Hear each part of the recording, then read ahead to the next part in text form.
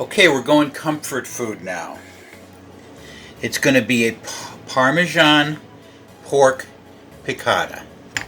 I've got a pork tenderloin here. I'm going to take it and take the silver skin off.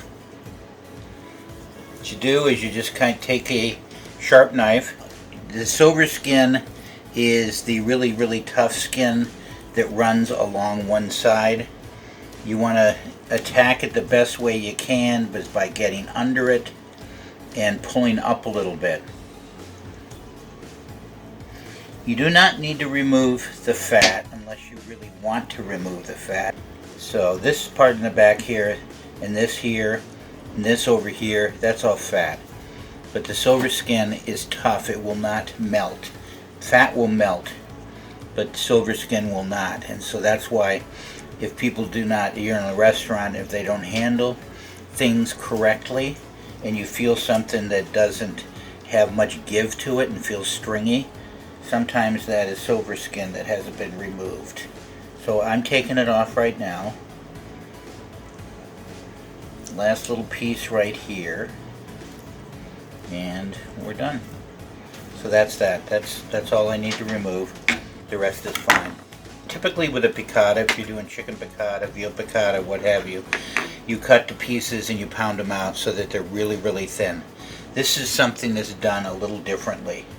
It's going to be cut thicker, almost like medallions. I'm not really going to pound it out. I don't need to pound it out. I'm just going to press down on it a little tiny bit so that it softens and spreads out a little bit. I'm taking it like this, turn it on its side, and just push down a little bit.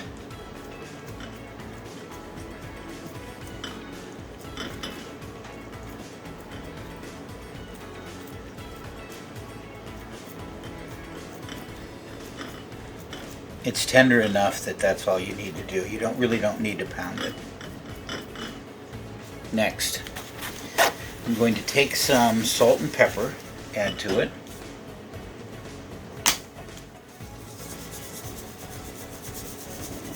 Salt each side.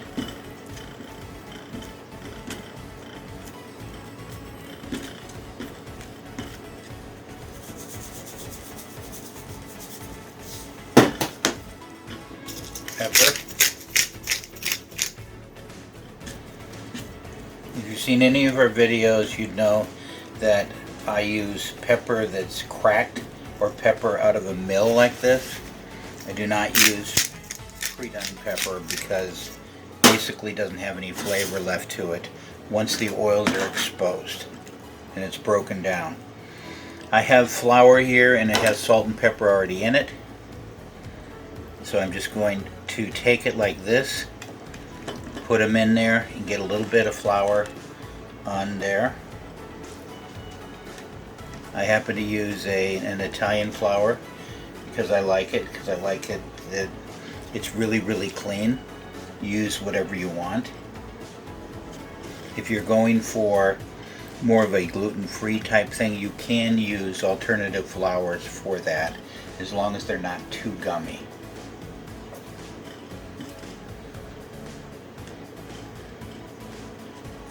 So that's that. I've got flour on it. I'm going to dust a little bit of that off just before I get ready to cook it. There's some other ingredients that I have here. I'm going to take, I've got capers. I've got lemon juice. This is nice Italian squeezed lemon juice. This is not from a concentrate. Chicken broth. And I'm going to use, you can use like Parmesan. This is a Parmesan Romano and Asiago. You can use things like Reggiano, grated, other Parmesans or Romanos are also fine. We're going to go to the stove now. The fire's on here, the pan's on. I'm going to put some avocado oil in.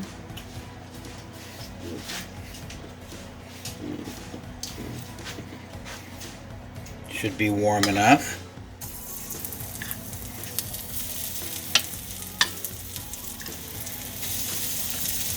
Now the pork that's been dredged in the seasoned flour is going down.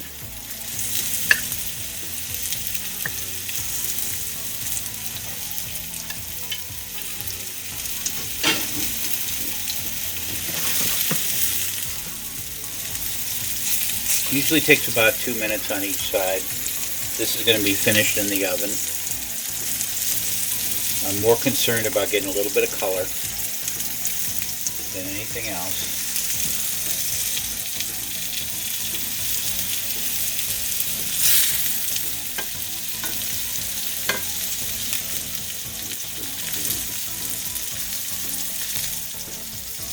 Once it gets a little tiny bit of color, you can flip them over. Don't worry if there's a little tiny bit extra flour on there. It's going to help with the sauce.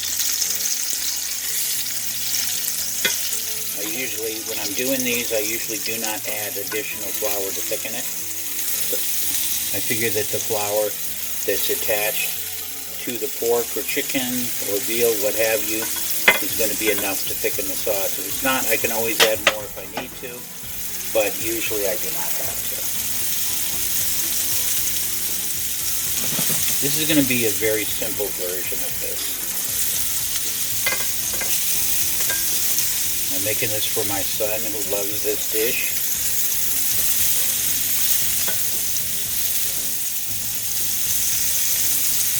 Okay, that's good enough right there. Next thing I'm going to do is add some capers. How much capers depends on how much you like. I'll add the capers. I'm adding probably a couple teaspoons, and I will also add a little bit of the juice that goes with it because I like that flavor in there. Next thing, chicken broth.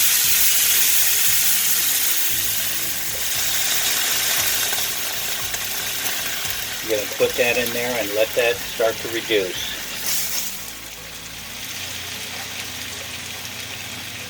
You can add a little bit of a dry white wine to it too if you like, but it's not necessary for everything. This is a simple version that I'm doing right now. So if it comes to a boil, I'd reduce it down a little bit, more of a simmer. I'm going to add lemon juice to this now. How much? Usually my typical response is this much, but I will gauge about how much. I like a lot of lemon juice in this dish. Piccatas need to have a lot of lemon juice. I'm probably going to use half of that.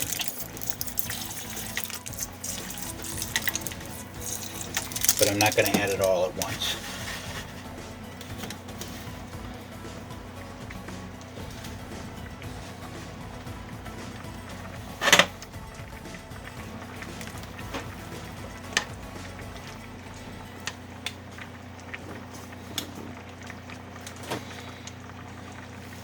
I'm letting it simmer for a tiny bit of time, and then I'm going to transfer the pork to the oven where it's going to finish cooking. And that's where I'm going to do it right now. I'm going to add a little bit of the sauce into the pan right there, just so it stays moist and it can continue to cook. And I'm putting it now into the oven. The oven is set at 425 degrees and will take probably about another 6 to 8 minutes to cook, depending on the thickness that you have. And I'm going to reduce the rest of the sauce that has the capers and that in the pan on top of the stove, just till I get the right consistency.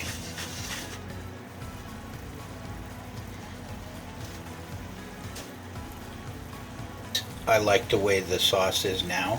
It's very thin, and I'm going to let it reduce probably about another minute, and then I'm going to take it off. Then I'm going to check for how it tastes.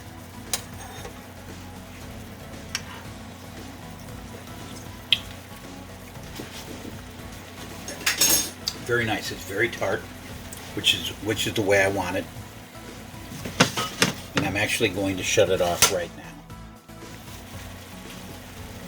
Okay, pork's out of the oven, and I'm adding the pork back to the pan with the broth that was in it. That will finish the sauce.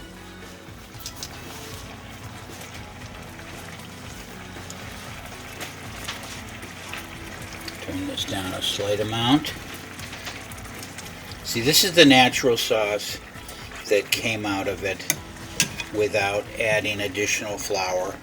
To me, it's enough, unless you really like really thick sauces, which I don't. Pork is done, and the last thing, couple things I'm going to do. One, I'm adding some whole butter. I add that at the very end. Shut off the heat because I just want the butter to melt. I do not want the butter to just melt completely.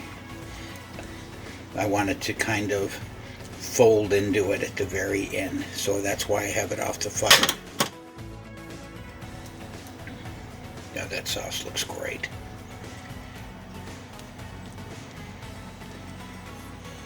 That's a really, really nice sauce there.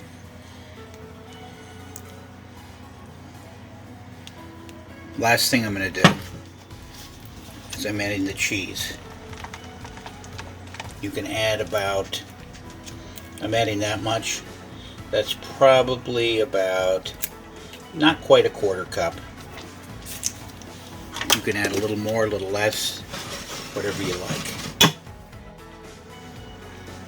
There's another way some people will do this where they'll actually add the cheese into the flour when they dredge it.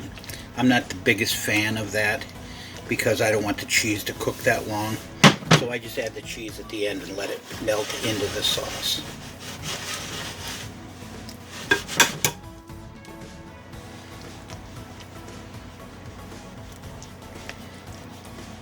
Because it's going to be heated up again. So you don't want to go too crazy with it.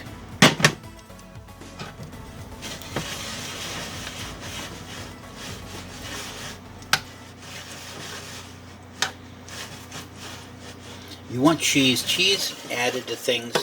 Cheese needs to melt, but you don't want the cheese to cook for long periods of time. It becomes very, very stringy when that happens. That's why I did it this way. So that is it right there. That's the sauce. And I'm going to test it. I'm going to taste it. And if it's right, then we're finished. If not, of course, we make the adjustments.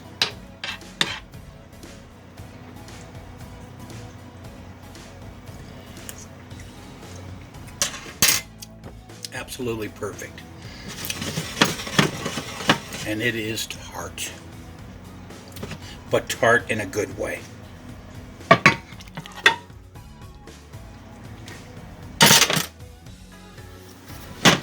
that's it right there. Now you can put chopped parsley into it at the very end if you like. My son doesn't care about chopped parsley all that much, so I'm not going to add it. And that's it. That's your dish right there. So it's a pork medallion piccata with fresh Parmesan or some type of fresh hard cheese.